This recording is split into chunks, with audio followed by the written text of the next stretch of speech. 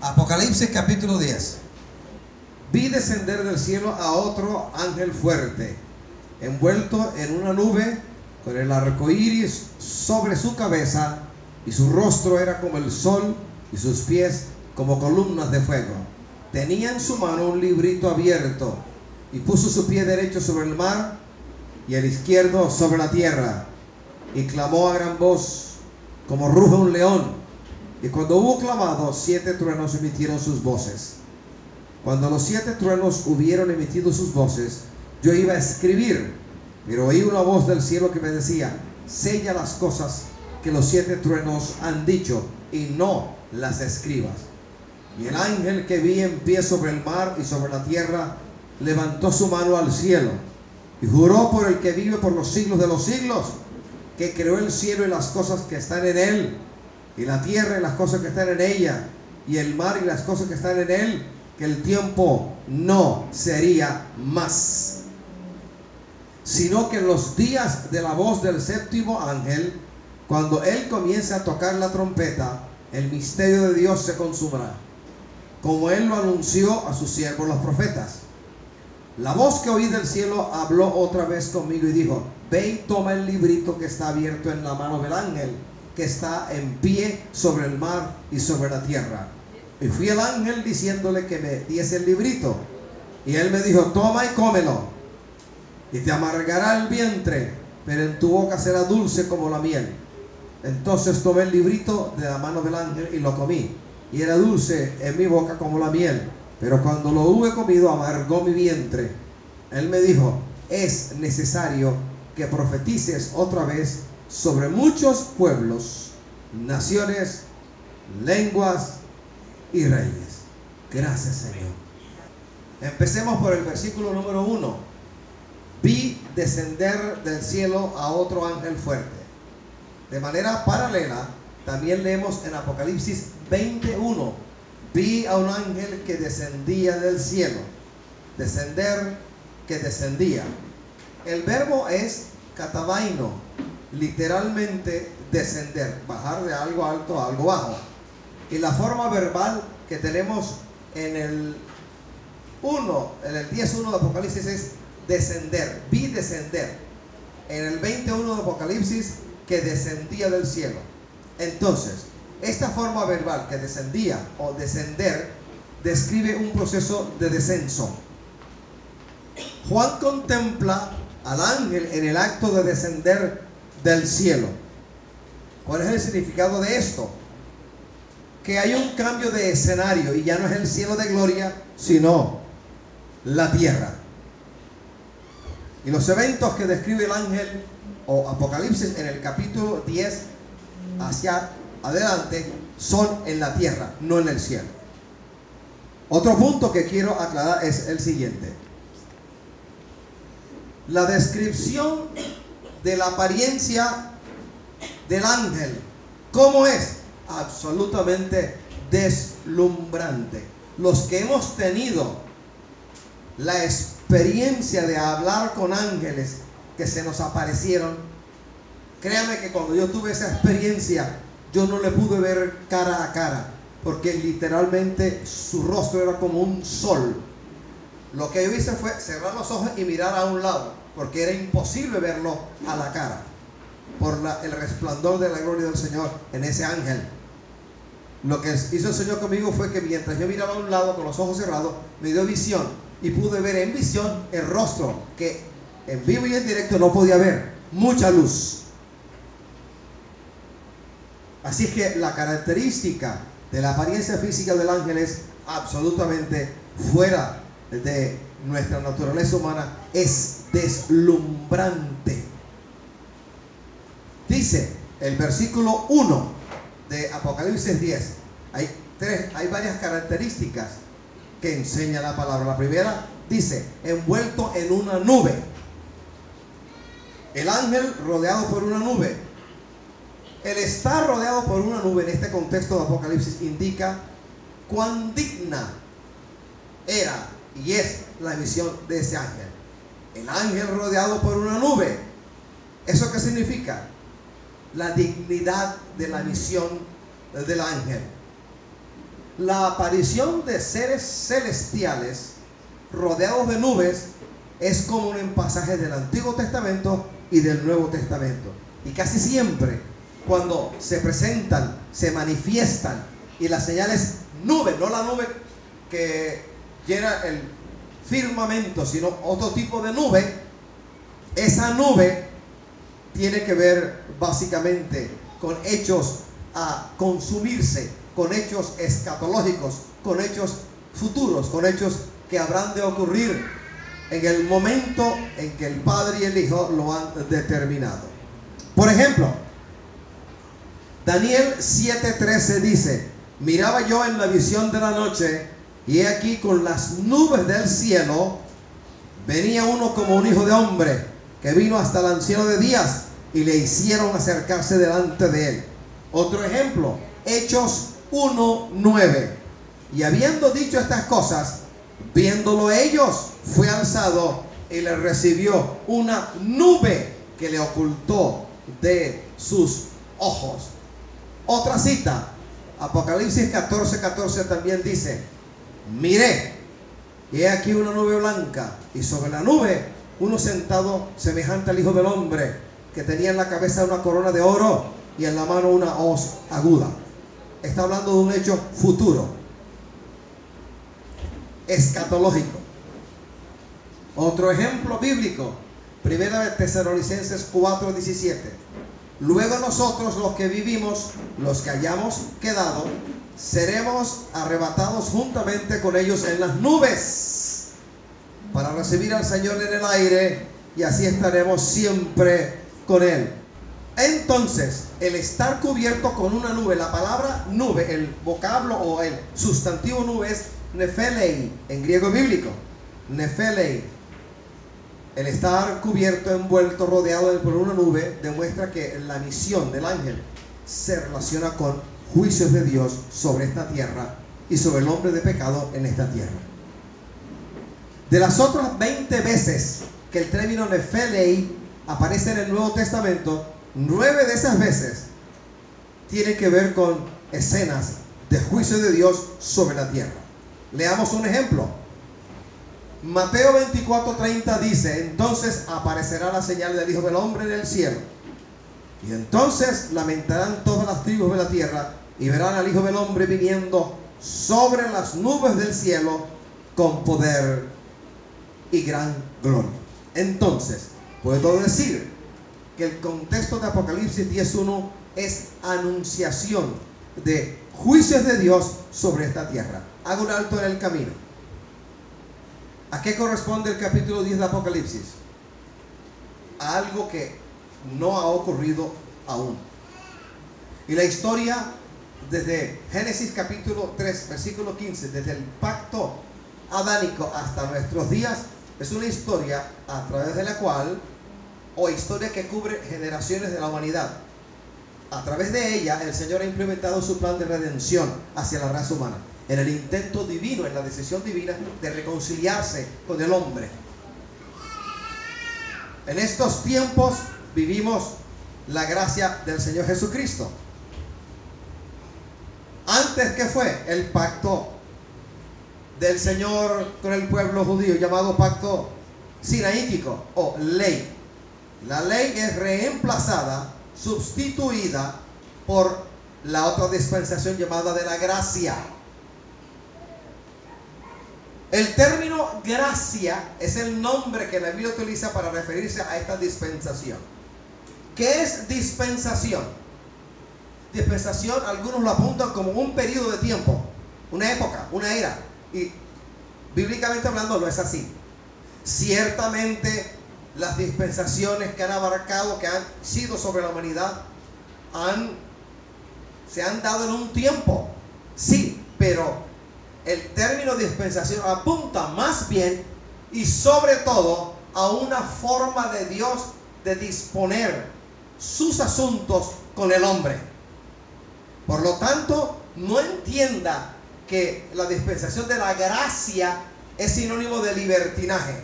No, señor. El capítulo 5 de Gálatas, el apóstol Pablo habla de la gloriosa libertad que tenemos al comienzo y al final del capítulo 5 de Gálatas. Pero hay una advertencia para la iglesia, que no usemos esa libertad como ocasión para pecar. Gracia es la disposición del Señor hacia el hombre, una manera de gobierno del hombre para con nosotros en estos tiempos que nos han alcanzado. Y esta dispensación de la gracia lleva aproximadamente un par de milenios, desde que Cristo muere en la cruz del Calvario hasta nuestros días, hasta esta escuela dominical. Entonces, la Biblia enseña que la iglesia de la cual somos miembros, levantemos la mano a aquellos que somos miembros de la iglesia, del cuerpo de Cristo, no de esta iglesia, del cuerpo del Señor Jesucristo, del cuerpo místico del Señor. Somos parte de Él, y denle un aplauso a la bendita gloria de Jehová. ¡Aleluya!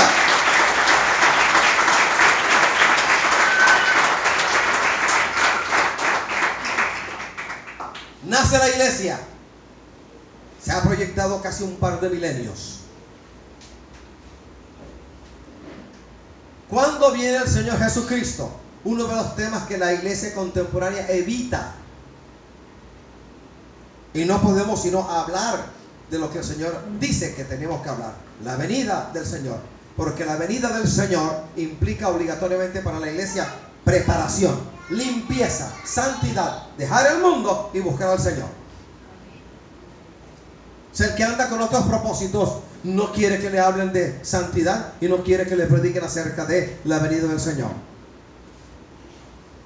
Cuando hablo de la venida del Señor, estoy hablando de dos asuntos, de dos temas, de dos puntos en la Biblia. Primero, el rapto o arrebatamiento de la iglesia.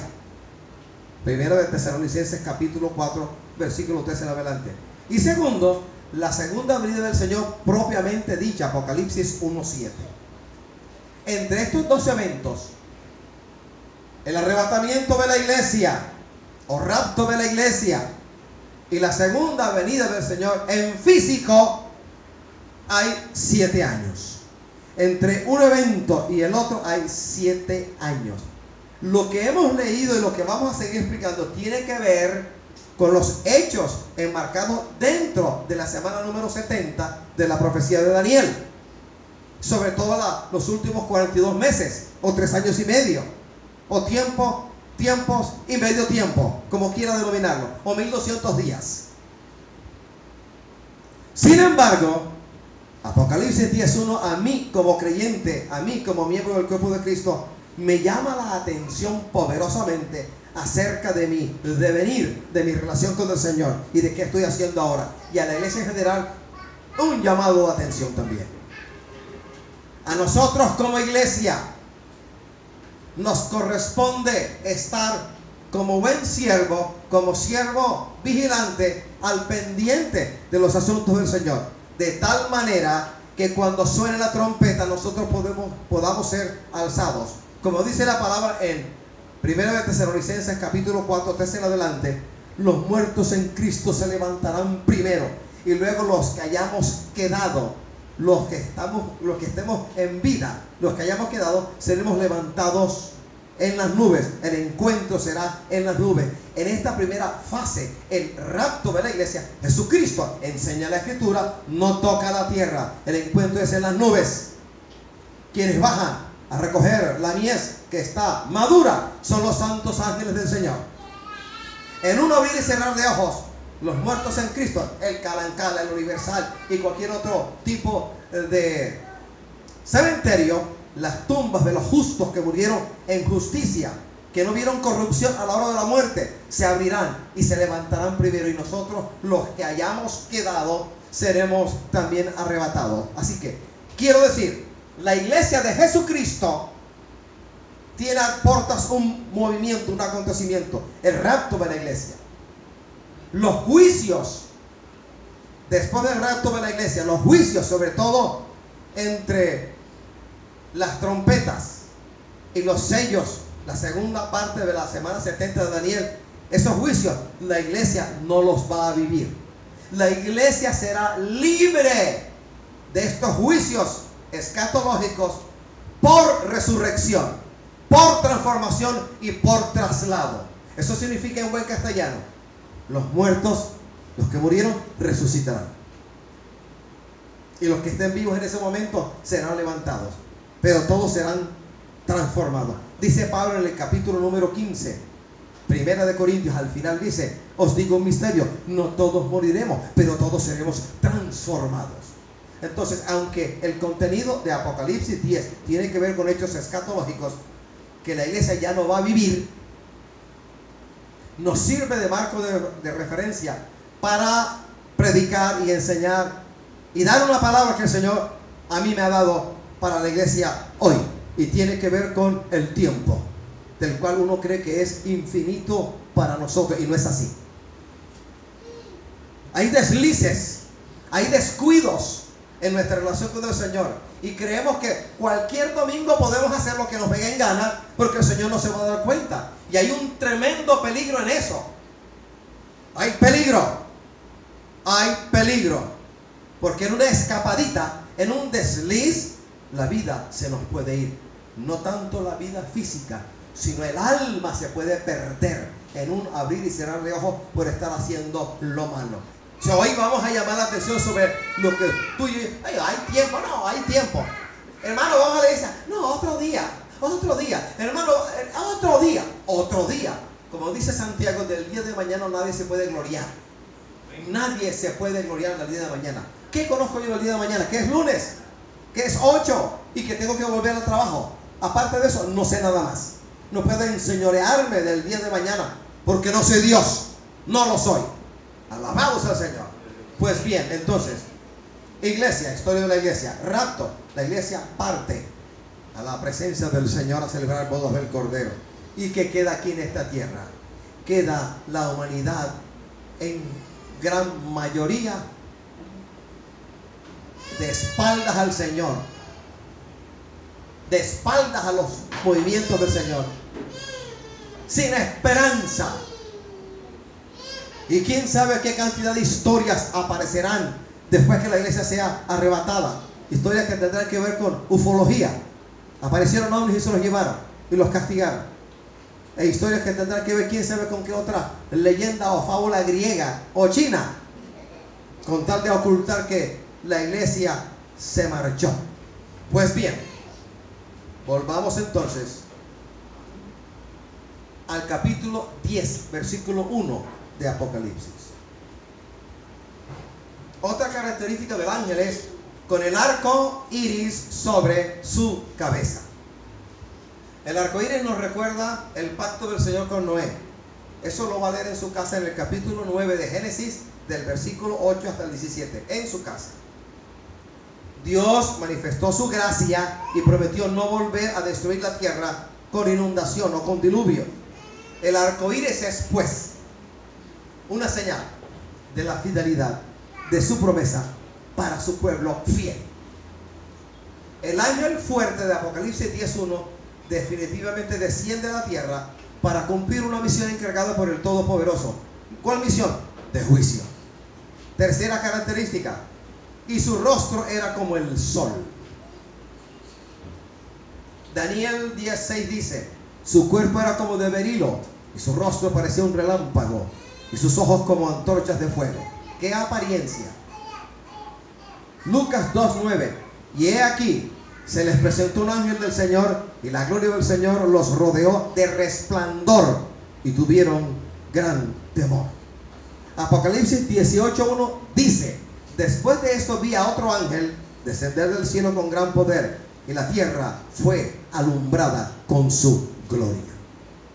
Vuelvo al capítulo 10, versículo 1. La cuarta característica de la apariencia deslumbrante de este ángel fuerte: y sus pies como columnas de fuego. Los pies también son extensiones, son parte de las piernas. El pie, bíblicamente hablando, es símbolo de fuerza y de poder. Colocar el pie sobre alguien significa haberle conquistado, tal cual hizo Josué cuando le dio la orden a sus príncipes de hacerlo con los reyes de los amorreos. Los acosaron, los persiguieron, los conquistaron, y les mandó Josué a cada príncipe: pongan el pie sobre cada uno de ellos, sinónimo de conquista. Cuando Cristo retorne a esta tierra, aplastará a todos sus enemigos, y sus pies se van a afirmar sobre el monte de los olivos. Mira lo que dice la palabra en Zacarías capítulo 14, versículos 3 y 4. Después saldrá Jehová y peleará con ellos, con aquellas naciones como peleó en el día de la batalla. Y se afirmarán sus pies sobre el monte de los olivos, que está enfrente de Jerusalén al oriente. Y el monte de los olivos se partirá por en medio, hacia el oriente y hacia el occidente, haciendo un valle muy grande. Y la mitad del monte se apartará hacia el norte y la otra mitad hacia el sur.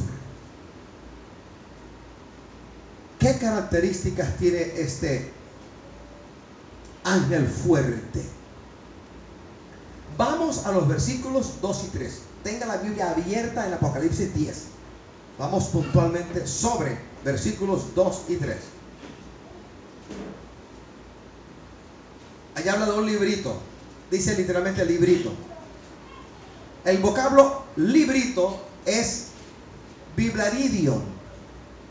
Libro es biblión. La palabra Biblia es plural. Biblion singular. Biblion, libro. Biblaridion es la palabra. Biblaridion, librito. Es decir, un biblión de tamaño reducido. Un rollo pequeño. El rollo de Apocalipsis 5:1 está sobre la diestra del que está sentado en el trono, mientras que el biblaridion está en la mano del ángel fuerte. Los juicios de la semana 70 de Daniel, los juicios que van desde el rapto de la iglesia y la aparición del hombre de pecado o anticristo escatológico hasta el final, que es con juicio, esos 7 años abarcan juicios del Señor sobre la tierra.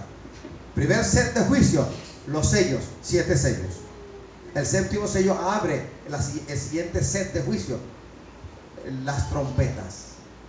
Y la séptima trompeta prepara los juicios de las 7 copas. Entonces, estamos hablando de trompetas y se habla de la séptima trompeta, el que tocará la séptima trompeta. Hablar de la séptima trompeta es hablar de ese segundo set de juicios hacia el final.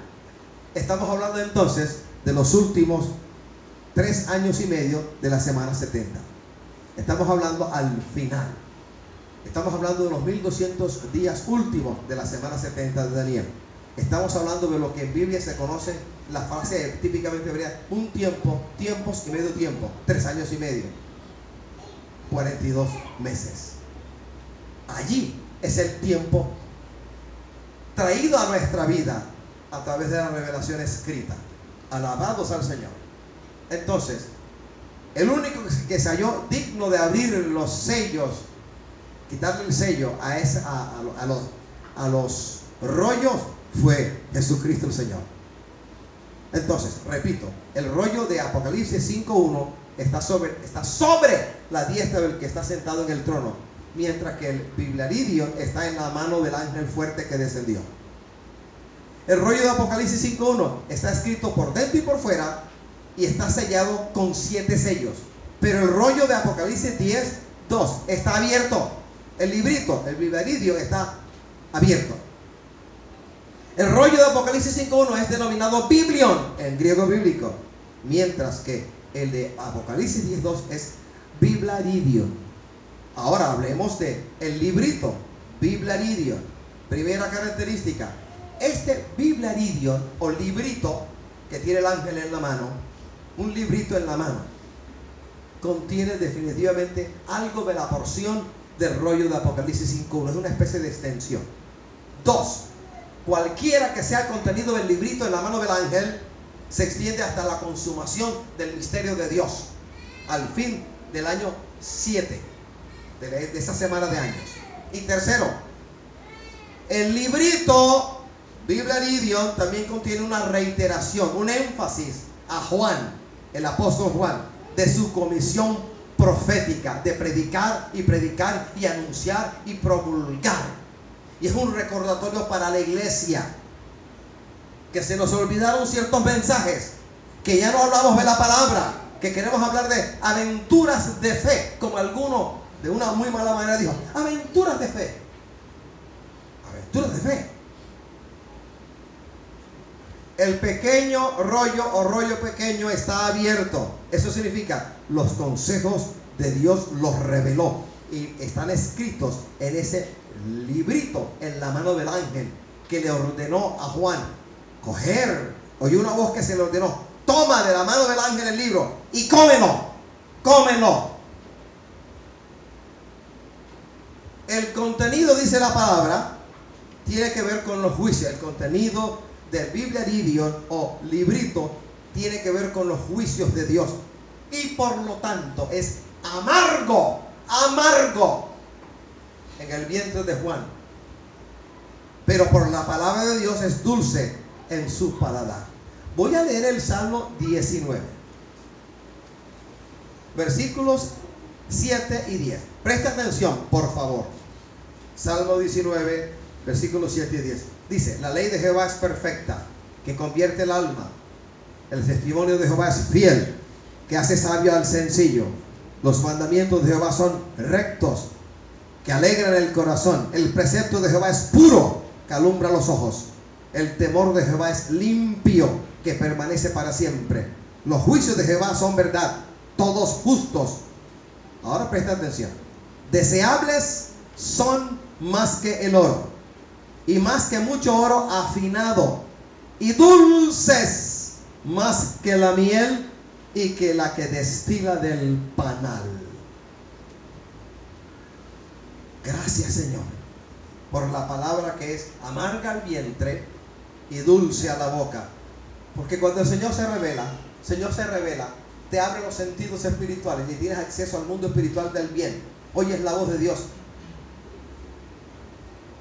Escuchas esa voz y sientes esa presencia y ves una especie de fuego o una nube que te envuelve y aparecen ángeles y empiezan a hablarte y hablarte y hablarte y hablarte y hablarte.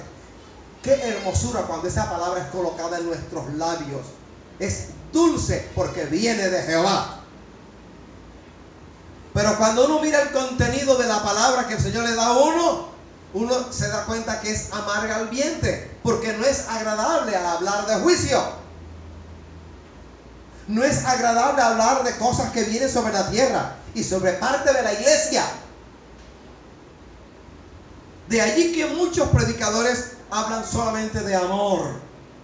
Amor mal habido, mal concebido, para no meterse en problemas con la ofrenda que le van a dar. Porque si habla de Apocalipsis, no hay ofrenda y no hay más invitación. Pero si predica de prosperidad, eres un vencedor, has venido a la iglesia como vencedor, entonces la ofrenda pasa de 1,5 millones y las invitaciones van a venir. Y de pronto sale una invitación para Puerto Rico. Entonces cuidan su agenda y no hablan de pecado, de arrepentimiento, de infierno, de la venida del Señor, de la santidad. No hablan de eso. Una vez yo me rebelé contra el Señor con respecto a estas cosas, porque la primera vez que prediqué y predico y no hay gloria a Dios, aleluya, como ahora, ni gloria a Dios ni aleluya. Entonces dije, no predico más, me es más fácil hablar del amor. ¡Amor! Y aquel que estaba en adulterio no decirle nada, sino tranquilo, hermano. Y el fornicario, tranquilo, hermano. Qué fácil es caer en la tentación, en la desgracia de llamar la verdad mentira y la mentira verdad.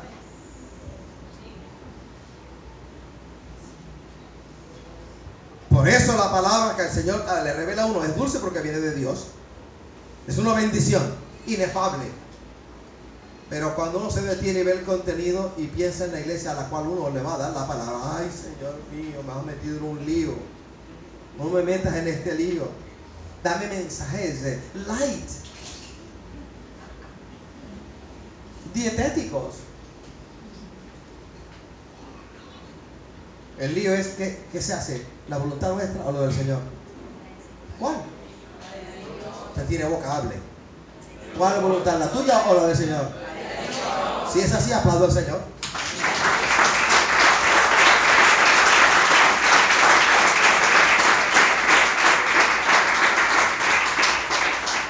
¿Qué dice Apocalipsis 10:6?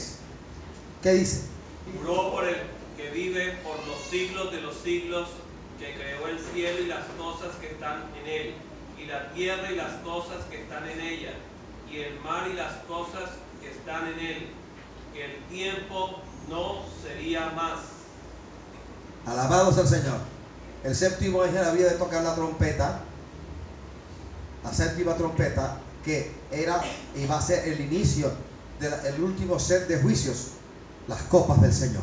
Estamos hablando de, ya empezó, ya pasó la mitad de la semana 70 escatológica y se precipita el tiempo hacia el final. Y en ese periodo el Señor manda a este ángel a decir: el tiempo no sería más. El tiempo no sería más. ¿Cómo entender sanamente la expresión o la cláusula que el tiempo no sería más? Algunos creen que, bueno, el término para tiempo aquí es cronos, C-H-R-O-N-O-S, cronos, y significa por lo general tiempo, pero en Apocalipsis 16 no significa eso. El significado de tiempo aquí carece de sentido. Las palabras tienen los sustantivos, los verbos, los adjetivos y demás en todo idioma, y el castellano no es la excepción, tienen básicamente dos significados: uno de referencia o referencial y el contextual. ¿Cuál es el verdadero significado de una palabra? El contextual, no el referencial. Si yo te digo verde, ¿qué es verde? Hay un color, pero tú no me has escuchado. Te he dicho que es verde fuera de un contexto. Permíteme darte el contexto. El contexto es: el señor Verde nació en Rosario, Argentina. Allí verde no es color, allí verde es un apellido, y el significado cambió. Así que una palabra no significa lo que usted cree que significa, sino lo que significa dentro de un contexto específico, una situación específica. A su nombre. Alabado sea el Señor. Así que, ¿qué quiere decir el Señor con Apocalipsis 16? Que el tiempo no sería más. Significa no que el tiempo dejó de existir, no, sino que ya no hay más demora, no hay más dilación, que lo que está establecido será como Dios lo planteó, como Dios lo pautó, como Dios lo estableció. Entonces, ya no hay más tiempo. El significado entonces es: el tiempo ya está para cumplirse. Y el que esté dormido despierte a las cosas que ya están ocurriendo y que pasan desapercibidas por estar ocupados en otras cosas que no convienen a nuestra vida. El significado es: el tiempo ya está para cumplirse. A través de las generaciones, Dios ha manifestado su inefable gracia y ha extendido su misericordia sobre todo el mundo. Sé que todo el mundo no ha aceptado al Señor.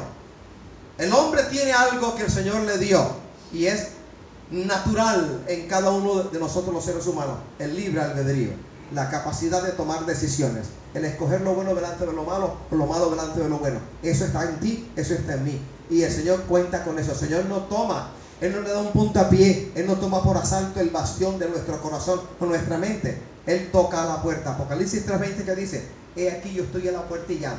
Si alguno oye mi voz,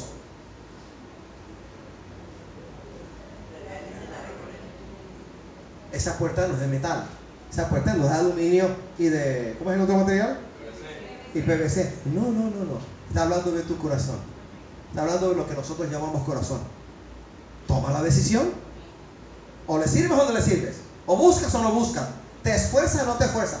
Después no te lamentes. No te lamentes.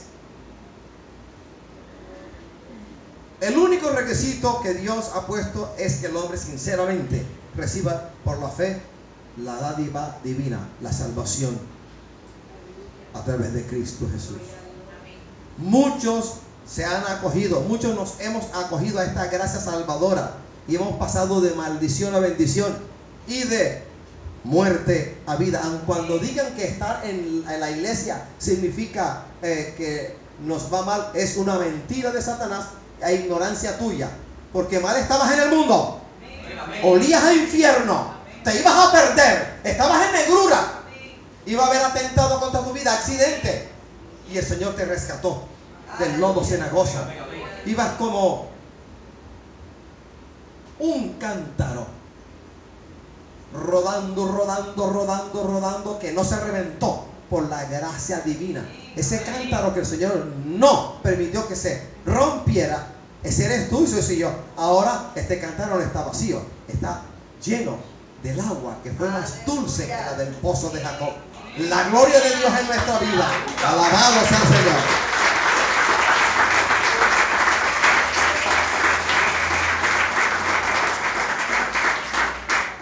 Para los que rechazan a Cristo, hay un día en el cual no habrá más demora o dilación.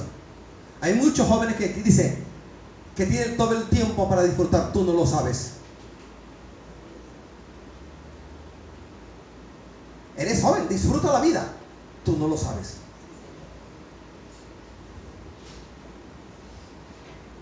Tengo toda una vida por delante. No lo sabes. No lo sabes. Esperas vivir 1500 años, pero tú no lo sabes. A lo mejor el día de tu sepultura es mañana. Tú no lo sabes. Bien dice Santiago, del día de mañana nadie se puede gloriar. Y para morir se necesita una sola cosa, estar vivo. Y si lo duda, permíteme dar un pellizco para que vea que le duele. Está vivo. Alabado sea el Señor, a su nombre. Dígale al que está cerca de usted, aprieta el paso, busca al Señor, aprieta el paso, busca al Señor.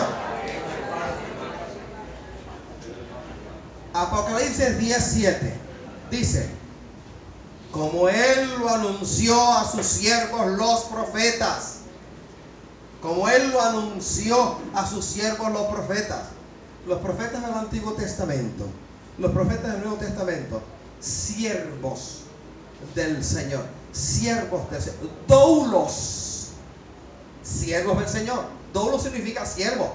¿Qué es siervo? Esclavo. ¿Qué es esclavo? Un sirviente. Que a muchos no les gusta la palabra sirviente, sino siervo. De hecho, hay algunos que otros aduladores le decían al adulado, ahí viene el siervo del Señor. Ese muchachito ajeno venía así como que con el pechito de torero español, siervo del Señor. Y siervo es sirviente.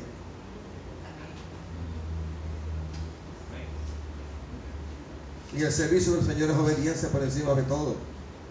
Yo quiero que el Señor me lleve a las naciones a predicar la palabra. Primero arrepiéntete, primero arregla tu casa, primero arregla tu lío con tu esposa y con tu esposo, con tus hijos. Primero arréglate. No te sujetas al pastor a quien tú ves y vas a decirnos que te sujetas al Señor a quien tú no ves. Semejante desfachatez. Alabado sea el Señor. Estos profetas del Antiguo y del Nuevo Testamento proclamaron la verdad, hablaron y escribieron bajo la guía perfecta del Espíritu Santo y comunicaron a los hombres el mensaje de Dios. Proclamaron el mensaje muchas veces bajo una terrible y fuerte amenaza. Y te quieren silenciar y me quieren silenciar. Quieren silenciar a la iglesia. Hermano, ¿usted dónde sacó eso? Pregúntale al Espíritu Santo, que te conteste él. En el versículo 9 del capítulo 10 de Apocalipsis, le dicen a Juan, toma, cómelo. Te amargará en el vientre, pero en tu boca será dulce como la miel. ¿Cuál es la idea de esta frase? Toma el rollo con el fin de que te lo comas. Vamos un momentico a Ezequiel 3, por favor. Primeros 3 versículos dice, me dijo, hijo de hombre, come lo que hayas. Come este rollo y ve y habla a la casa de Israel. Y abrí mi boca y me hizo comer aquel rollo. Y me dijo, hijo de hombre, alimenta tu vientre y llena tus entrañas de este rollo que yo te doy. Y lo comí y fue en mi boca dulce como miel. La figura que el escritor sagrado emplea para hablarnos de lo que acabamos de leer es bastante clara. Usa la digestión para hablarnos de algo. Perdón a los que están ayunando. Si yo como arroz de coco con 2 huevitos fritos bien tostados antes de comerlos, arroz y huevo. Pero cuando los como, los mastico, llega a mi vientre y pasa un tiempo, ya deja de ser arroz de coco, ya deja de ser huevo y se convierte en bolo alimenticio y es parte de mí. Se llama asimilación. Y mi organismo va a tomar de lo que comí, lo que necesita. Lo que no necesita va a ser desechado mañana. Entonces, hay una identificación entre el alimento comido y el comensal. De hecho, algunos dicen, dime qué comes y te diré quién eres. El eslogan de los que hablan de la alimentación buena, dietética, saludable. Dime qué comes y te diré quién eres. ¿Por qué le dicen a Ezequiel, come lo que hayas? Come el rollo, cómelo, que llene tus entrañas, que llene tu vientre. ¿Cuál es la identificación? Así como el alimento que uno come, después de cierto tiempo, según lo que uno ha comido, deja de ser lo que uno comió y se convierte en parte de uno, uno lo asimila. Así de igual manera, que la palabra del Señor lo identifique a uno y uno sea identificado por la palabra del Señor. Así como uno come y el alimento comido, digerido, es parte de uno. Que la palabra que leemos sea parte de nosotros y nosotros parte de la palabra. A eso apunta el Señor, a que la palabra abunde, sobreabunde en cada uno de nosotros, que no escasee la palabra. Alabado sea el Señor. A Juan le dicen, toma, cómelo y te amargará el vientre, pero en tu boca será dulce como la miel. En pocas palabras, aquí al apóstol Juan, a quien se le revela esto, se le hace responsable por asimilar de manera completa el contenido del rollo. A veces, cuando uno es joven y aún casado, que uno que está inapetente y uno no quiere comer lo que sirvieron, ¿qué dice la mamá? O te lo comes o te lo comes. Pero el hambre apretaba y llegaba a las 5 de la tarde. Y cuando íbamos de regreso, ¿y qué hay de comida? El almuerzo tuyo está allá. Te lo caliento. Bueno, el Señor hoy me dice a mí también, come del rollo.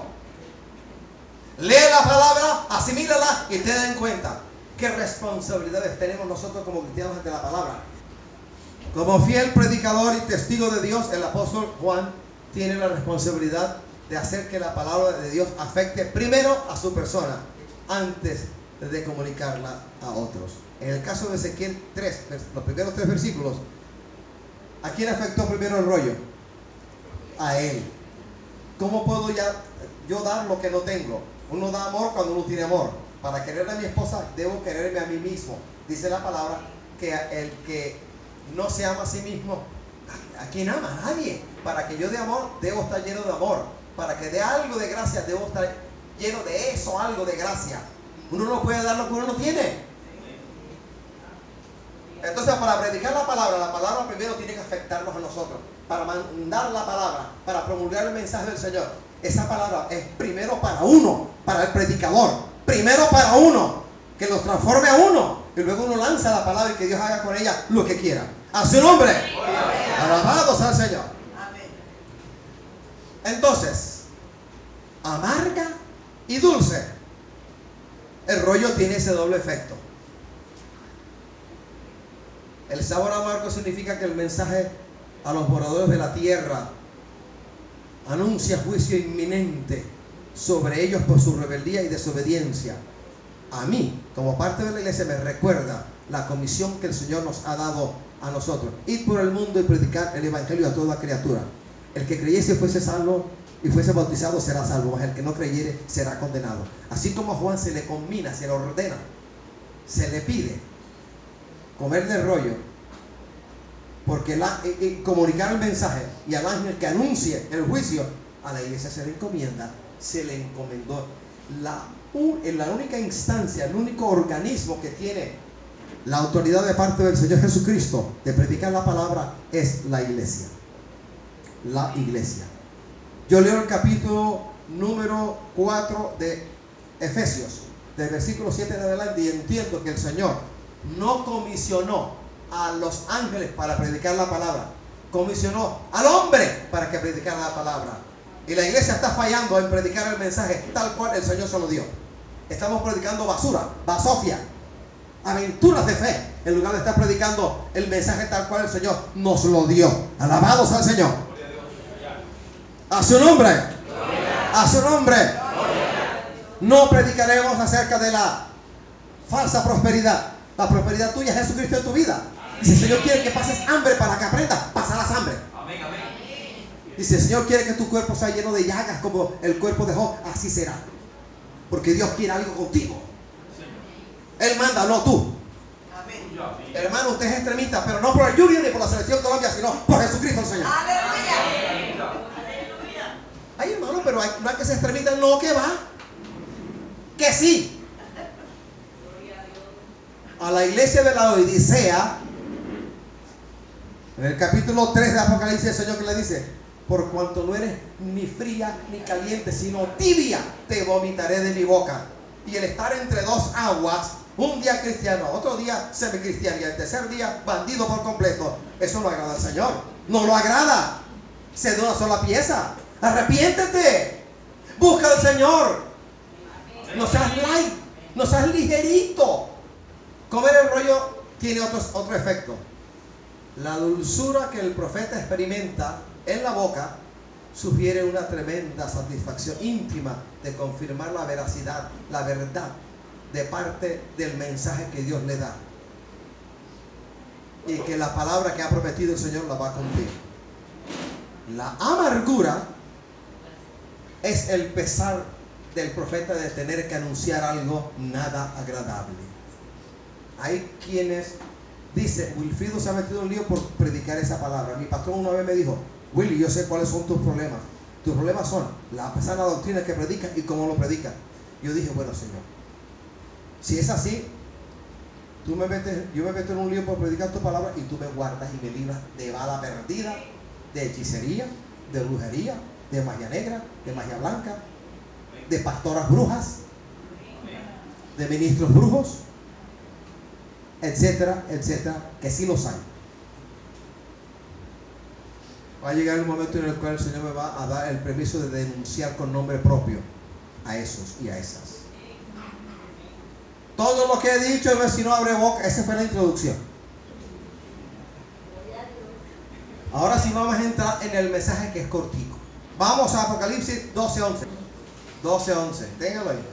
Dice: y ellos le han vencido por medio de la sangre del Cordero y de la palabra del testimonio de ellos, y menospreciaron sus vidas hasta la muerte. La palabra del testimonio de ellos. Cuando leo Juan capítulo 1 del 19 al 28, hágalo en su casa,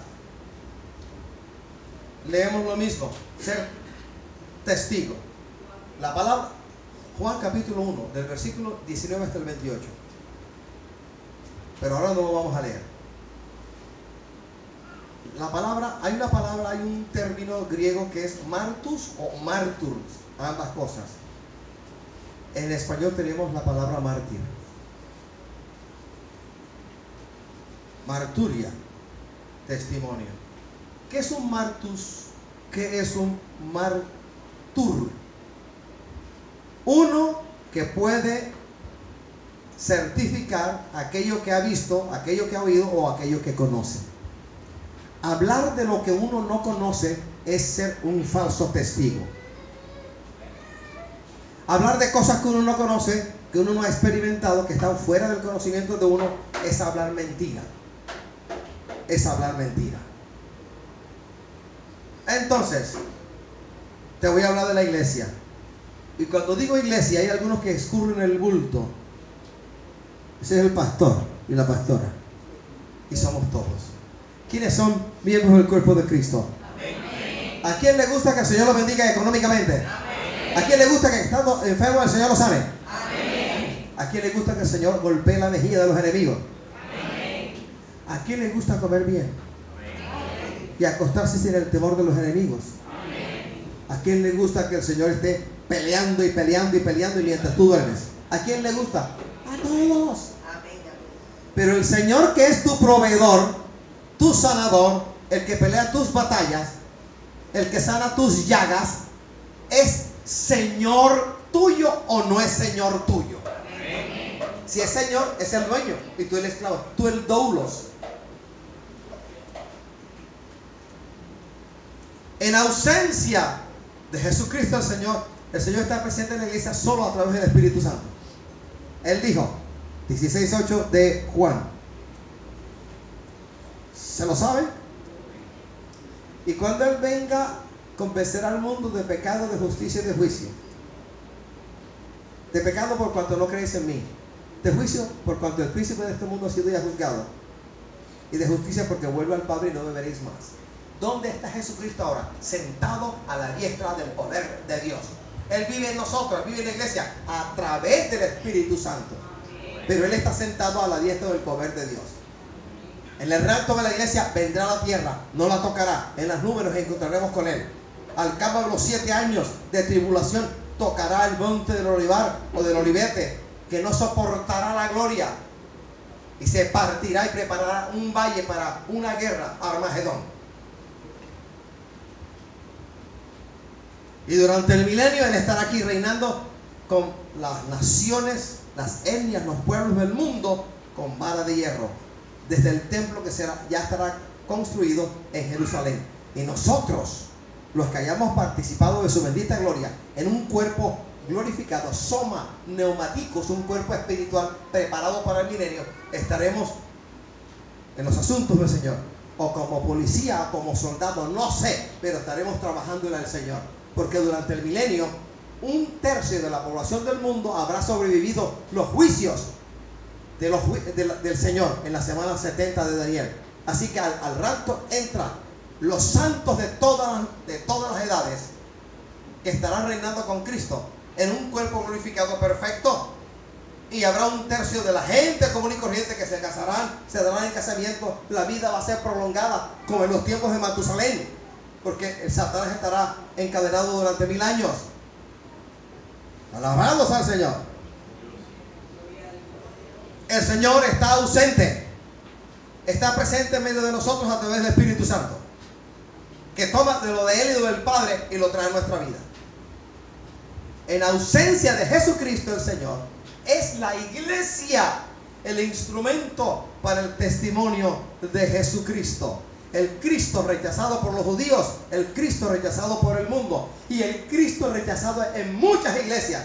El Señor me decía hace mucho tiempo, hay iglesias en cuyo púlpito me mencionan, pero ya me alejaron. Ellos me alejaron de sus púlpitos porque hacen lo que quieren, no lo que yo he ordenado. ¿Cómo puede estar el Señor contento, feliz con el estado presente de la iglesia de Jesucristo? No está contento. Y mira la advertencia que el Señor nos hace a través de Pedro, porque es tiempo ya de que el juicio del Señor empiece por la casa. Gracias, Señor.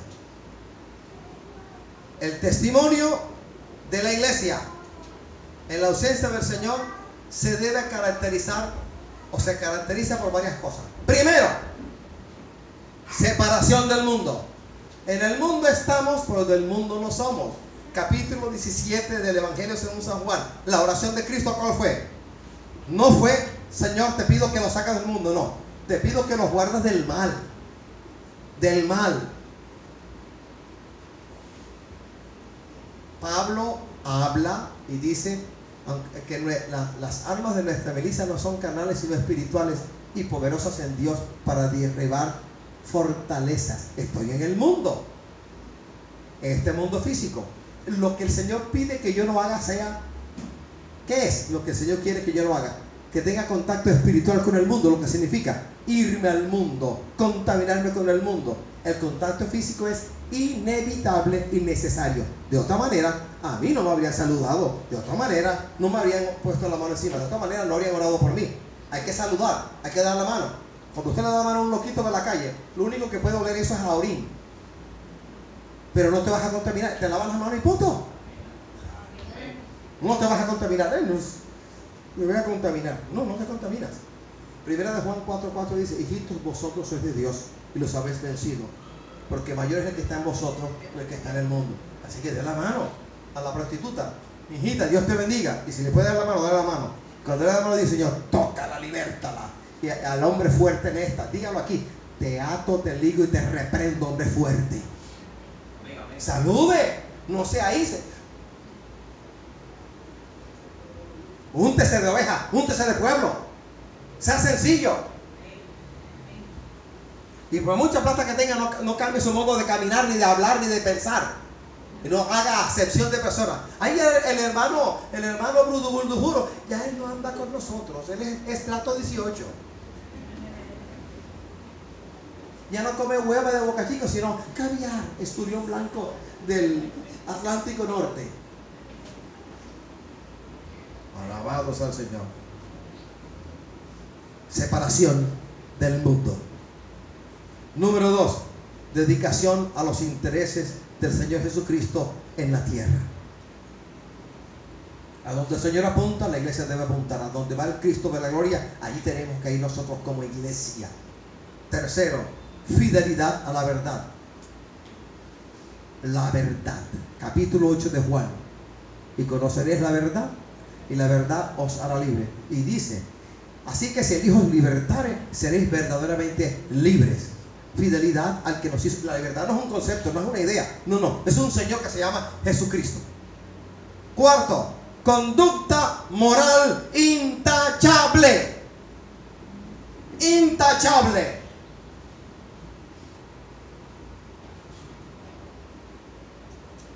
Qué vergonzoso escoger un taxi en la ciudad de Barranquilla, que los taxistas que medio lo conocen, uno dice: oye, fulanito de tal, si tú supieras en qué anda. Y no, déjalo de ese tamaño. Ya yo sé, déjalo de ese tamaño. Quinto, columna y baluarte de la verdad por todo aquello que pertenece a la piedad. Piedad es consagración. Consagración, santidad. Hablemos del Bautista, otro Juan, no el apóstol de Apocalipsis, sino Juan el Bautista. Una voz que clama en el desierto. Juan exaltó a Jesús. A Juan le preguntaron: ¿y quién dices tú que eres? El profeta Elías, el Cristo. Y yo: no. Yo soy una voz que clama en el desierto.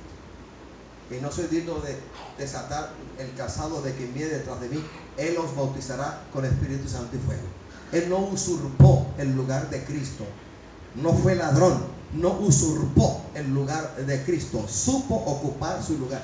Qué feo cuando uno ocupa un lugar que no le pertenece. Vas a pasar una vergüenza terrible uno de estos días. Y el Señor lo va a permitir. ¿Qué tal yo en una fiesta en la cual yo soy un simple invitado, ocupar la silla, una de las sillas de la mesa en la cual están las familiares de los que se casaron? ¿Yo qué hago ahí? Nada. Juan predicó y predicó y predicó. El mensaje que predicaba lo identificaba. Y él era identificado por el mensaje que predicaba. Él predicaba al Cristo que había de venir. Se identificó con ese mensaje, no lo cambió. No cambió el mensaje, no lo adulteró. El mismo mensaje de siempre. Arrepentíos. No lo cambió, no lo adulteró, no le echó agua al cántaro de leche para aumentar el volumen. No lo hizo. Predicó el mismo mensaje de arrepentimiento. Qué casualidad que cuando Cristo supo que el Bautista estaba encarcelado, entendió que el ministerio del Bautista estaba menguando para que el de él empezara. ¿Y cómo empezó? Igualito: arrepentíos porque el reino de los cielos se ha acercado. ¿Y qué predica la iglesia hoy en día? ¿Qué predica la iglesia en Barranquilla? Locuras. Así como a Juan se le mandó comer del Biblaridion, del librito, del rollito, a ti se te ordena leer la palabra y tenerla en cuenta. Ella es guía, lámpara a tus pies, lumbrera a tu camino. Escudriñad las escrituras, porque a vosotros os parece que en ellas tenéis la vida eterna. Ellas son las que dan testimonio de mí. 5:39 del Evangelio según San Juan. Póngase de pie.